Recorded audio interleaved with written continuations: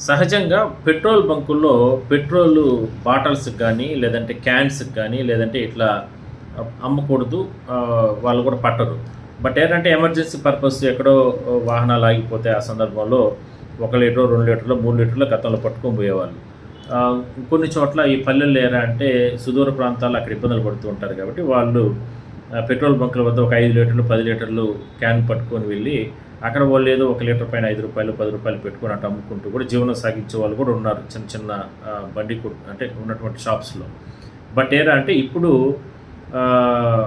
Gas సంక్షోభం కొనసాగుతుంది. తద్వారా ఆయిల్ రంగం పైన కూడా ఈ యుద్ధం తీవ్ర ప్రభావం పడింది కాబట్టి పెట్రోల్ బంకుల వద్ద కూడా కొన్ని చోట్ల నోటీసు బోర్డులు పెడుతున్నారు.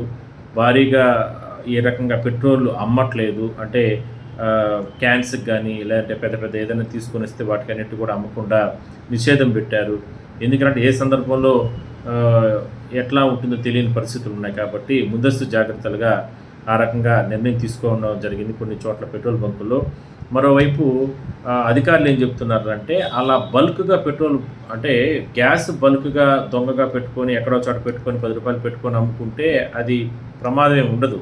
బట్ ఏరా అంటే ఈ పెట్రోల్ అనేది ఎక్కడైనా సరే ఎక్కువగా గ్యాస్ అంటే లిక్విడ్‌గా పెట్టుకుంటే గన క్యాన్లు ముందుగానే ఈ సమ్మర్ సీజన్‌లో ఎక్కడైనా సరే ఏదైనా సరే ఇళ్ల మధ్యనో ఇట్లా చోట్ల పెట్టుకుంటే ఏదైనా సరే జరిగిందనుకోండి చాలా ఇబ్బందికరంగా ఉంటాయి. అందువల్లనే దానికి సంబంధించి మాత్రం పెట్రోల్ బంకులో మాత్రం ఎట్టి పరిస్థితుల్లో పెట్రోల్ పట్టకూడదని అధికార ఆదేశాలు ఇవ్వడం జరిగింది. తద్వారానే ప్రస్తుతానికి అధికారులు కూడా ఆ రకంగానే రిస్ట్రిక్షన్స్ అనేది పెట్టడం జరిగింది.